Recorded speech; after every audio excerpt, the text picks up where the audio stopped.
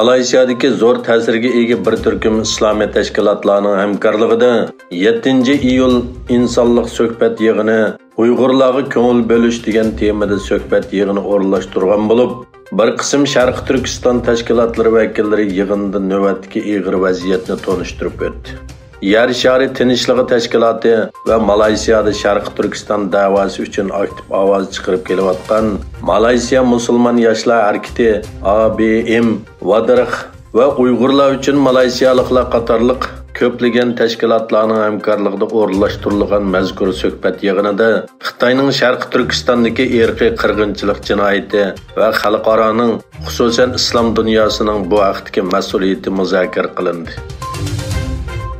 Amerika Federatsiya tekshirish idorasi FBI'ning boshlig'i Christopher Wray bilan Angliya harbiy istixborot 5-boshqarmasining boshlig'i Kim McCollum birlikda bayonot berib, Xitoy paydo qilayotgan tahdid haqida qattiq ogohlantirish berdi. Christopher Wray Xitoy bizning iqtisodiy va davlat xavfsizligimiz uchun uzun muddatli tahdid deb ko'rsatdi. Kim McCollum Angliyaning yaqinqi 3 yilda Xitoyning jasuslik harakatlariga qarshi turish ishini bir hassa oshirganligini aytdi.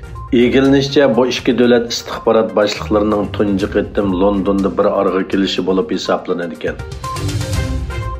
Xitoy tadqiqotchilari partiya a'zolarining Kommunist partiyaga bo'lgan sadoqatmanligini bayqay oladigan yangi sun'iy idrak uskunni yasab chiqqanligini e'lon qilgan.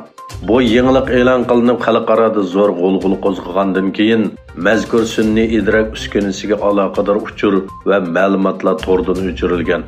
Xabar qilinishicha, Xitoy Xilfiy davlatlik ilm-fan markazi sun'iy idrak tadqiqot o'rni Xitoy Kommunist partiyasi qurilganligining 101 yilligi bo'lgan 1-iyunda aqliy iqtidorli siyosiy ideya uskunlari nomli bir yurish uskunlarini ijod qilganligi e'lon qilingan.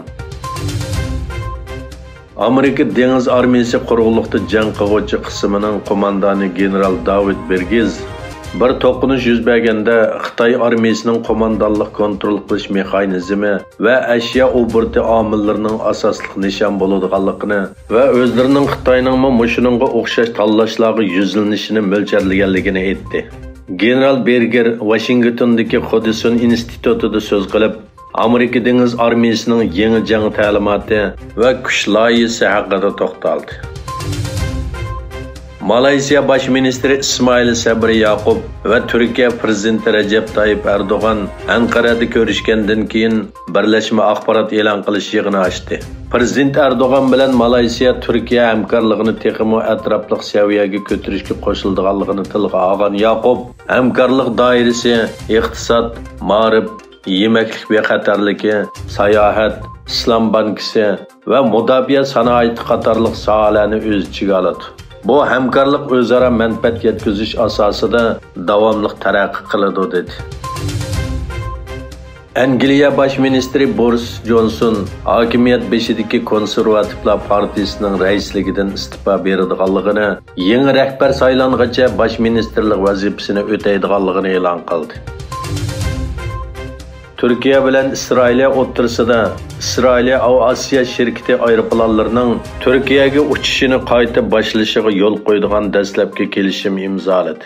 Bu kelishim İsrailiya Avasiya şirkatlarining 1951-yildan buyon tunji qitim Turkiyaga uchadigan Avasiya liniyasini asliga keltirishga yo'l qo'ydi.